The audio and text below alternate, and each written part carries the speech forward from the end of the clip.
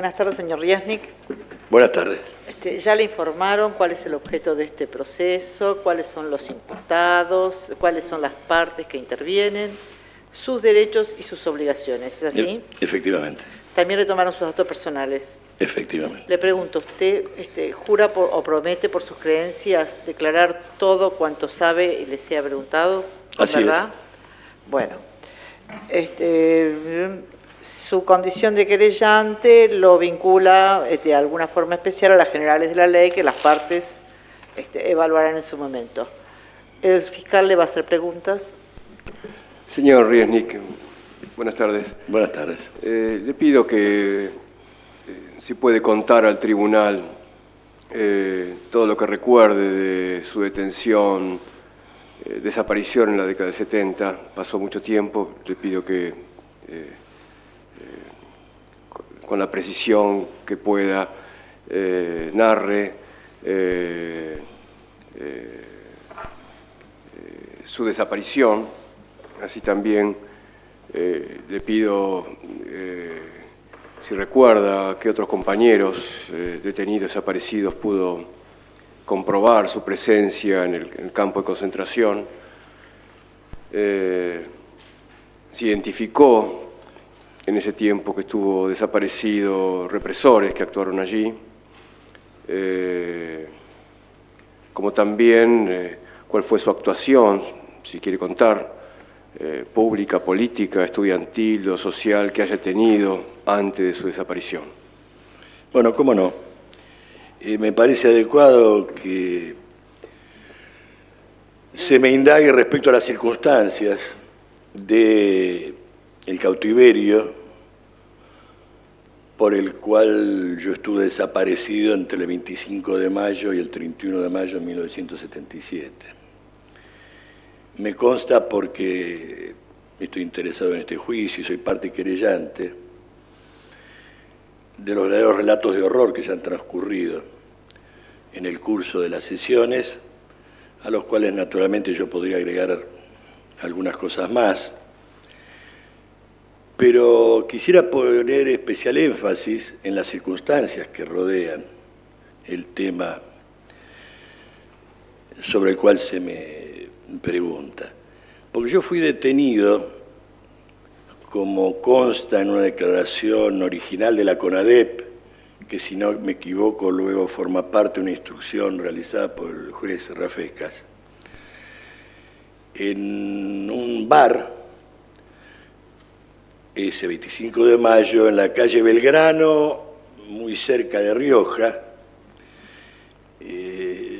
por una persona de civil que me amenazó rápidamente con un arma, me dijo que no la mirara y me cubrió los ojos con un pullover que usaba en ese momento, a partir de lo cual, durante todo el transcurso de estos episodios que voy a relatar, estuve con los ojos tapados o vendados, en algunos casos con tanta fuerza que la recuperación de la visión, luego de la liberación, fue progresiva. Y tengo la íntima convicción de que fui tomado en ese lugar por haber sido reconocido por el personal que me detuvo, para usar una palabra amable, por mi condición en el periodo previo de notorio dirigente, entonces juvenil o estudiantil. Integré yo la Federación Universitaria Argentina, su máximo órgano dirigente, la Junta Ejecutiva, en el año 72. Luego de una actividad que se proyectó desde los años 1969, una junta ejecutiva en la cual yo representaba a la izquierda, militaba en una agrupación socialista llamada TERS, vinculada a un agrupamiento denominado Política Obrera, y había tenido en todos esos años una figuración que motivó entonces mi reconocimiento. Y naturalmente es difícil hablar de mis casos y de las circunstancias sin entender que esta era, hasta cierto punto, la manifestación de un fenómeno muchísimo más amplio.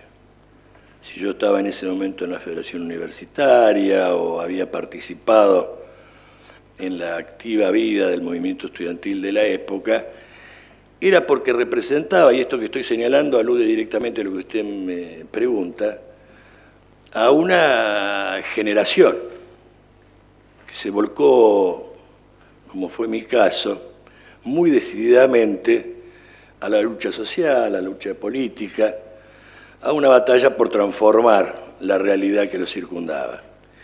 Y lo que me pasó, y yo voy a contar acá con los errores del caso, es indisociable, no podría ser entendido fuera de este contexto. No es un caso individual el mío. Llegamos a este juicio después de muchísimos años, cosa a la cual usted hizo referencia, señor fiscal, o por parte de la Fiscalía, y como resultado de una cantidad de procedimientos jurídicos y de todo tipo que han puesto en evidencia una realidad monstruosa que todo el mundo conoce y que muy tempranamente, si nos referimos al año 86, fue sancionada inclusive por el máximo orden judicial del país como un plan de exterminio sistemático. Formo parte de esa generación. Y digo generación en un doble sentido. Y generación porque aparece vinculada en todo este desarrollo al cual hago referencia a la temática del genocidio. Sin ser experto en lingüística, la palabra, el prefijo gen en ambos casos, me parece que tiene alguna relevancia, porque formo parte de la tarea represiva contra un cuerpo colectivo generacional en las circunstancias de la época. Y me parece que vale la pena señalarlo también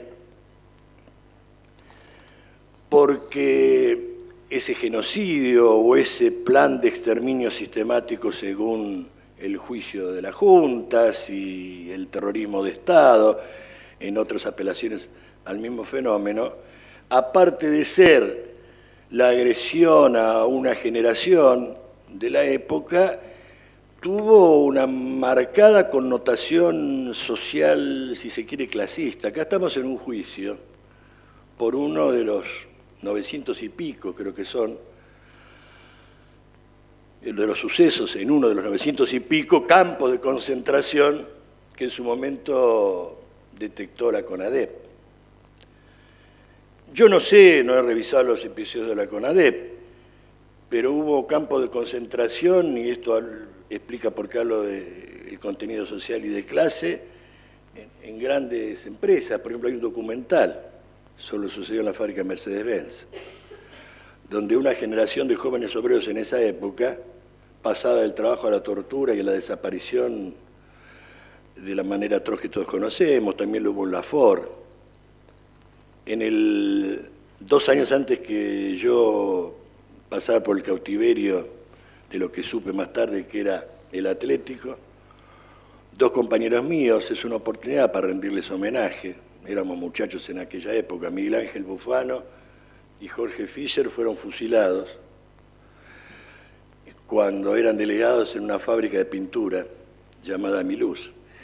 Y vea usted que yo no hago una referencia a estos episodios de manera puramente ocasional. Esto había sucedido en el año 75, previo al golpe militar del 76. Y tengo también para mí que eso que llamé genocidio, terrorismo clasista, naturalmente pegó un salto muy fundamental a partir del 76, pero se procesó en todo el periodo previo. Y entonces llegamos en esta narración que usted me solicitaba a un punto muy importante, porque es el proceso que explica lo que pasó. Yo hice referencia a mi actividad estudiantil que comenzó en el año 69, y no fue por casualidad, creo que éramos una legión. En el año 69, se cumplieron hace poco 40 años, se dio un episodio, un levantamiento popular, ya están los anales de la historia, como están episodios que están en este juicio siendo tratados, que se llamó el Cordobazo, y que impulsó a ese horizonte amplio de batalla por la transformación social a esa generación a la cual hice referencia. Y lo hizo, y por eso vale la pena citarlo acá, como parte de un fenómeno y un despertar de, ya que hablé de clasismo, de una clase obrera novedosa en el país. Le voy a hacer una confesión, yo tenía 18 años en esa época. Y naturalmente, como no nací ni socialista, ni luchador, ni nada, me fui convenciendo a través de mi experiencia y recuerdo todavía mi incorporación a la actividad que de alguna manera se vincula a la narración que usted me solicitaba, con una prensa de la época, una prensa socialista que hablaba en el Cordobazo de la emergencia de una nueva clase obrera en el país, de un, si se me permite la expresión, un proletariado revolucionario, porque era un proletariado que salía a la historia sin sus viejas banderas. Mire, le voy a contar una anécdota personal. Cuando yo leí aquella prensa en el año 69, que decidió hasta cierto punto mi vida y los hechos que acá están siendo analizados, se decía que por primera vez en la historia argentina, después de muchísimos años, los obreros salían a la calle sin levantar las banderas tradicionales del movimiento que los había despertado durante un largo periodo, que era el peronismo. Y se cantaba: luche, luche y no deje de luchar por un gobierno obrero y popular. Y la anécdota la cuento porque hace 40 años, ya ahora como parte de mi actividad académica, como profesor titular de la Universidad de Buenos Aires, fui invitado a un congreso de los docentes del gremio de la provincia de Santa Cruz, de la provincia de nuestro actual presidente, donde concurrieron maestros y profesores de todas las localidades. Y como se realizaba en oportunidad de este 40 aniversario, había algunos testimonios de la época del Cordobazo.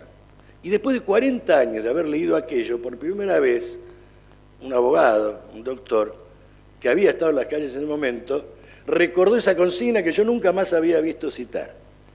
Y usted dirá, ¿por qué tiene la narración importancia? Porque sin esto no hubiera pasado lo que pasó, ni conmigo ni con otros. ¿Por qué?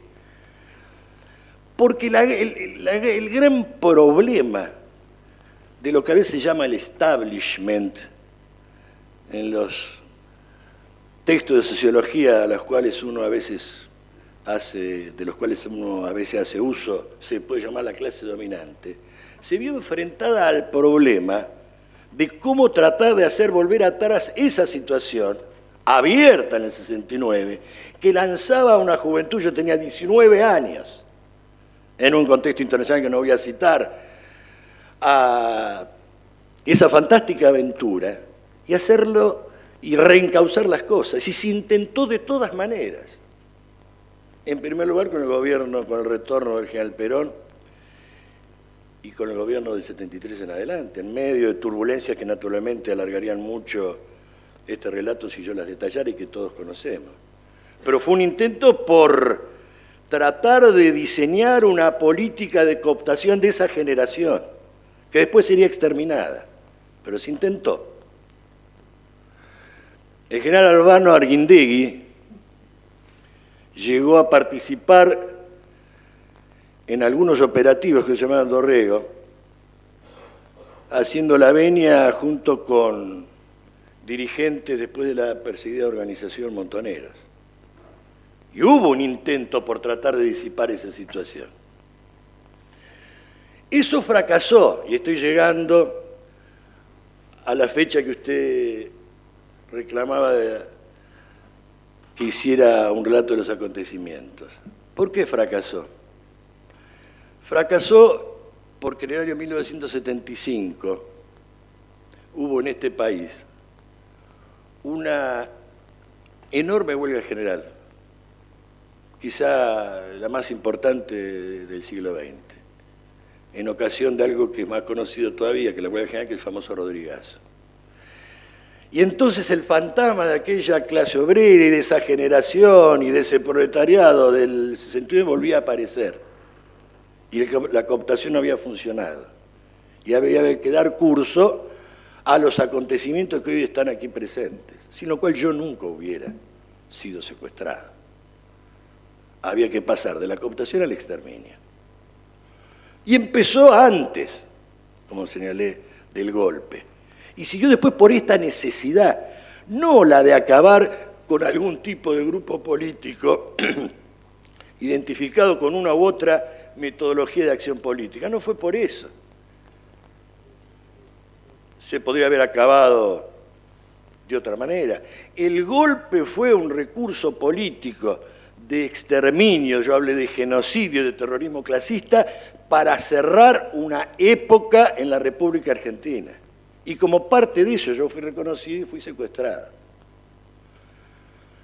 Y fui secuestrado de la manera que comencé a indicarle hace un ratito, en la esquina de Belgrano, un poquito más acá de la esquina, de Belgrano y Rioja, llevado inmediatamente a una comisaría que quedaba a 2 cuadras, que si no me equivoco, creo que es la 8ª, porque queda frente al Hospital Ramos Mejía y yo algo conozco de la ciudad,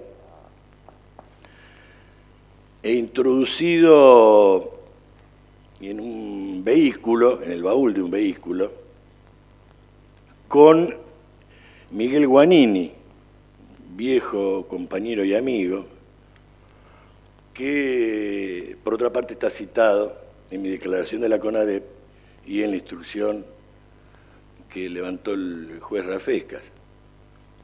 Con lo cual en un baúl nos trasladaron a este espantoso lugar, ahora derrumbado, que se llama El Atlético, que adelanto, por cualquier requisitoria posterior, que identifiqué porque al salir de allí yo fui dejado en un viaje relativamente corto en la región del barrio de Catalina Sur y por lo tanto, frente a lo que se supo después, se identificó como este centro, con algunas características que uno podía detallar, entre comillas, digo entre comillas, por las condiciones de haber llegado vendado y haber transcurrido todos esos días en esa situación.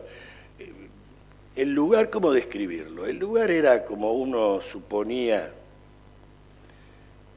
que era un campo de concentración, como uno escucha en los relatos más conocidos de la época del nazismo, como un recinto donde la degradación humana no tiene límites, es decir, creo que una vez llegado allí habrá transcurrido un plazo muy corto, ¿cuánto? Algunas horas de tomar un café en un bar, a estar atado en una cama de metal y sufriendo el pasaje de corriente eléctrica, cosa que no se lo desea a nadie, durante un largo rato que es difícil estimar.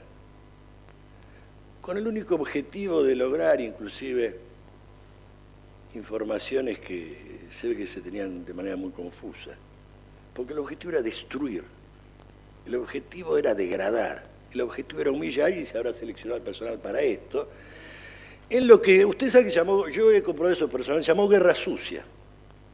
¿Y por qué es sucia? Porque eso podía no terminar nunca más. Bajo los efectos de la picana eléctrica aplicada a los genitales, se puede llegar a obtener una cantidad importante de datos que no tienen ninguna importancia, porque la aberración del dolor conduce a cualquier destino. Y eso se multiplica hasta el fin. Esa suciedad era consciente, porque eso abarcaba una cantidad de víctimas infernales en las cuales en esa suciedad alguno importaba inclusive para los que proyectaban este tipo de estrategia o de guerra sucia. Salimos, no abundo en los detalles, y quiero decirle al tribunal que no abundo deliberadamente. Me han contado que hasta las lágrimas poblaron esta sala en todas las partes que la componen, supongo que no todas, por los relatos que ya hubo. Y esos relatos, déjenme decirle al tribunal, forman parte de una experiencia. Son complejos para el que viene a declarar acá.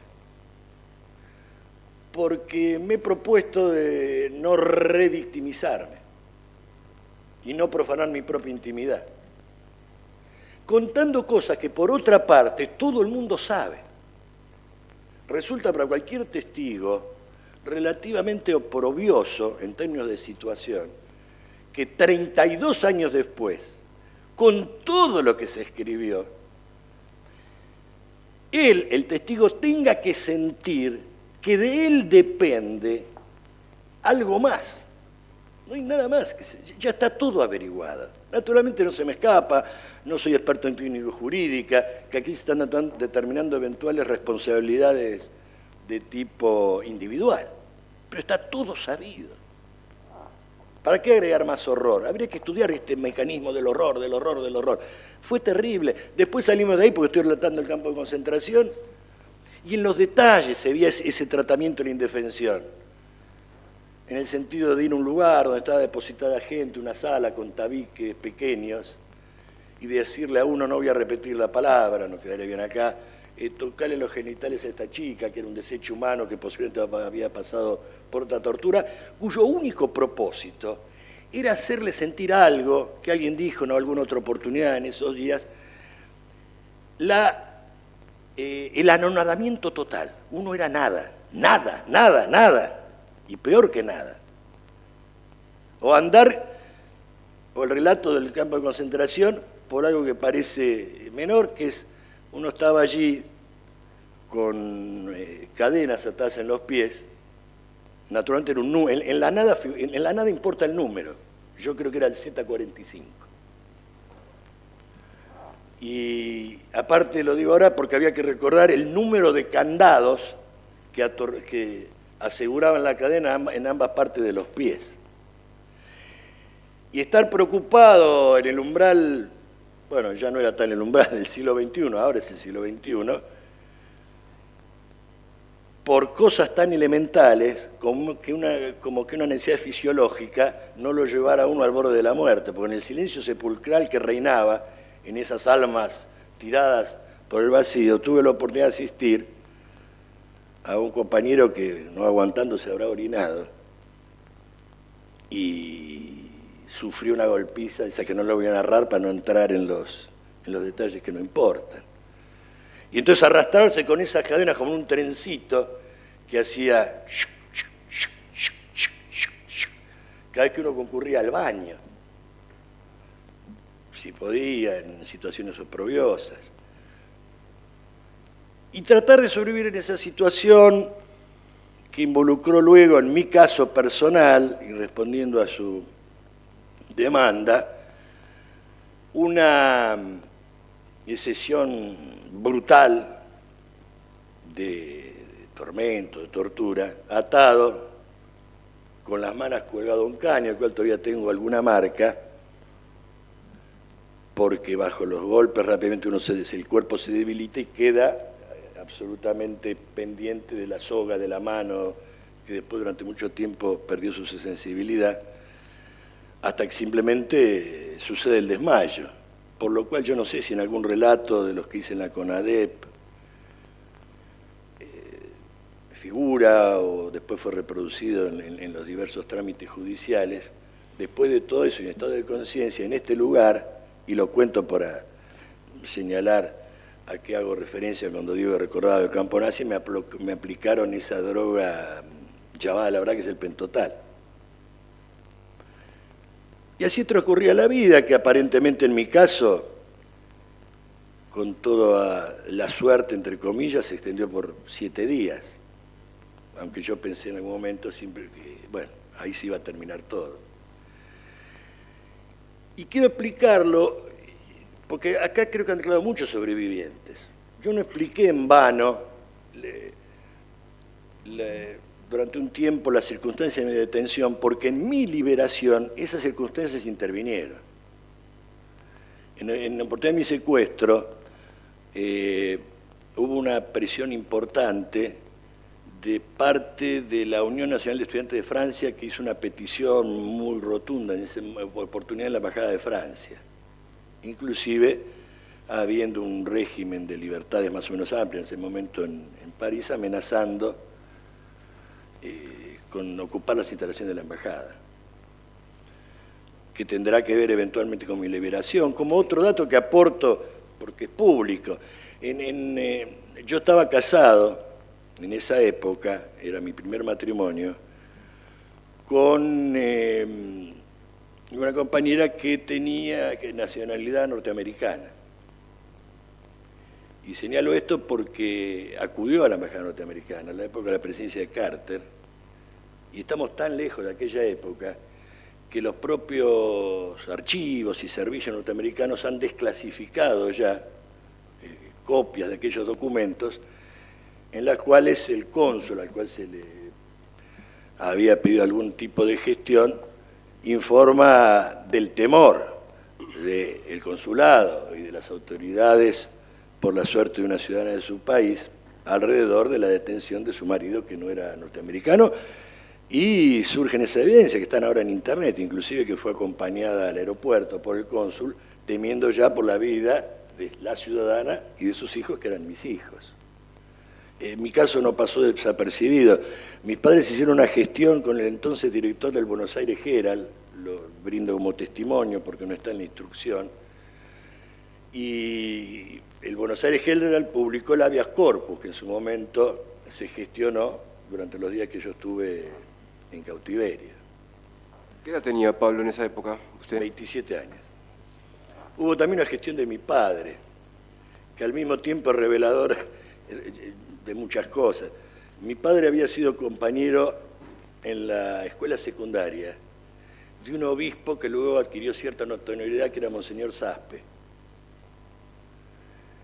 Y Monseñor Saspe, suponemos, trató de hacer alguna gestión, lo cual yo lo digo, si la gestión fue en mi beneficio, no tengo por qué negar un agradecimiento, y al mismo tiempo, lo digo, en detrimento de la institución, por los lazos muy cercanos que había, y hay casos muy rotundos, terribles, documentados en todos este episodio que estamos tratando acá, de vínculo entre el personaje de la Iglesia y este plan de exterminio.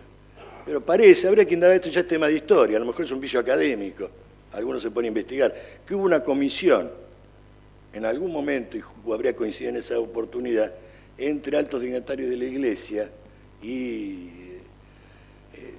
representantes de la dictadura de la época para tratar de controlar o morigerar o disciplinar la situación. Así que hubo presiones por abajo y presiones por arriba. Esto es importante aclararlo. Los sobrevivientes tienen el estigma a veces de pescar después de haber pasado por la tortura con la culpa de la sobrevida. O sea, que es todo, entre los infinitos temas que se han discutido en las sesiones de estos juicios, ese figura también. Entonces, esa fue la circunstancia. Quiero haber declarado, mediante indagatorias, que en el medio de las torturas, que eran muy violentas, escuché dos nombres, todo lo que escuché, porque se referían a alguien como Turco, a alguien como Pajarito, y se acabó, no había nada más. Entonces, un poco para ir a la parte conclusiva, sé que esto es un poco largo, quiero señalar lo siguiente: yo no puedo dar simplemente testimonio acá, sin volver a tomar en esta parte final este señalamiento. Pasaron 32 años. Miren, todos los que están acá ahora leen los diarios. Hace 48 horas hubo un juicio a una persona de escasos recursos, pobre, según los diarios, por robar una vaca para comer. No recuerdo si lo condenaron o no, creo que sí, porque creo que lo juzgó un tribunal donde dos personas fallaron a favor de la condena y una de la absolución, por robar una vaca para comer, hecho que habrá sucedido algunos días antes. Pasaron 32 años en el cual todo el mundo sabe que 30.000 compañeros de mi generación desaparecieron y todavía estamos viendo dónde está la vaca. Permítaseme la metáfora.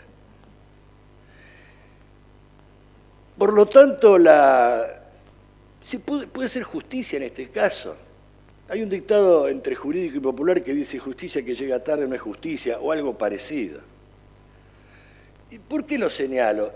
No como una imputación a nadie. Acá hay una trama que inclusive la mejor de las intenciones judiciales no podría desarmar.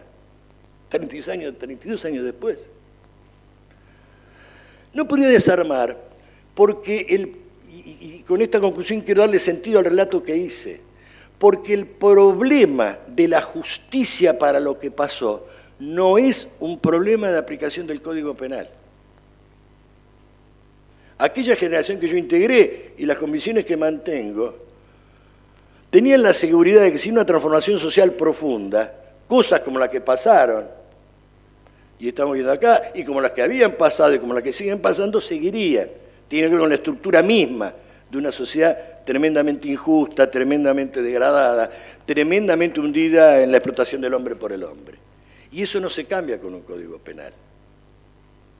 Por lo tanto, si vine acá sobre todo para dar testimonio a compañeros que han luchado mucho porque pudiéramos hablar en estos juicios, y porque algunos de los que tienen que estar sentados en el sillón de los acusados estén sentados en el sillón de los acusados. Y dar como testimonio, y me abro a alguna otra pregunta si me quiera formular, esta constancia de una generación. Yo soy un convencido que las leyes de la historia son más importantes que la acción de cualquier aparato, inclusive un aparato criminal, genocida, capaz de cometer las bestialidades que ustedes escucharon, particularmente, si son correctas las informaciones que tuve, en la sesión de ayer. Así que vengo para rendir homenaje a esos que no pudieron salir, para fijar de esta manera la limitación insalvable que tienen estos juicios más allá de las buenas intenciones y, sin embargo, la absoluta certeza de que en el fondo, y si esto tiene un contenido un poquito mesiánico a pesar de mi ateísmo convicto, no me molesta, vamos a lograr que haya justicia. Y que esto definitivamente no pase nunca más, no porque aplicamos un código jurídico, sino porque transformamos la sociedad. Gracias por escuchar.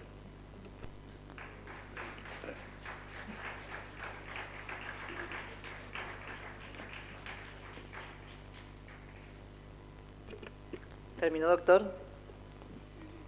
¿Las querellas van a hacer preguntas? Esta querella no tiene preguntas que hacerse. Gracias. Sí, una sola pregunta. Cuando usted se refirió que en esa época existía una comisión de representantes de la Iglesia y los militares en algún momento, ¿tiene algún dato más específico? Ninguno, estoy haciendo una confesión simplemente de un trámite de orden personal de la época. Y voy a ser muy severo en esto. El involucramiento de altos representantes de la cúpula de la Iglesia Católica con las atrocidades cometidas en este país no es motivo de este juicio, está definitivamente comprobado. No me atañe a mí nada decir nada más sobre eso. Lo cual no excluye, como yo lo dije, la labor de individuos que en el seno de esa institución pueden haber frenado, tratado de paliar, colaborado en circunstancias diversas, y por eso lo mencioné, para que se vea que el pensamiento y la capacidad de entender la realidad puede tener alguna sutileza. Nada más, doctora. Gracias. Señor Riesnik, ¿nos podría mencionar si usted tuvo oportunidad de ver o tomar contacto con algún compañero durante su cautiverio? Bueno, sí, ya estuve acá, yo estuve acá hace un mes y medio, cosa que le enseñé a todos es un poquitito penosa porque hice un rato más o menos parecido en esta fragmentación de causas, llamado a testimoniar porque, lo desarrollé en esa oportunidad, porque vi a una persona, como si pudiera hablar, después lo leí, desde la ajenidad. Y yo hice un relato inclusive más emotivo porque vi a Juan Carlos Higa, que me dio su nombre y estuvo como caso en el juicio en el cual estaba involucrado el señor Olivera Robert y otros más, y vine a decir que sí, lo vi, pero dije bastantes cosas más. Lo vi y no lo vi. Él estaba vendado y yo estaba vendado. E hice la defensa de lo que significaba que en el cambio de 10 palabras que habremos tenido, uno dijera yo soy yo y yo soy yo, y preservara esa identidad ante el anonadamiento, la indefensión, la miseria moral y la degradación más extrema a la cual uno estaba sometido. Siempre hay una fuente de resistencia moral final. Y eso me hace confiar en el futuro que será el final de mis palabras. Doctor Franco. Doctora. Doctora. Pregunta. Muchas gracias, señor Riesnik. Bueno, les agradezco haberme Concluyó escuchado. su testimonio.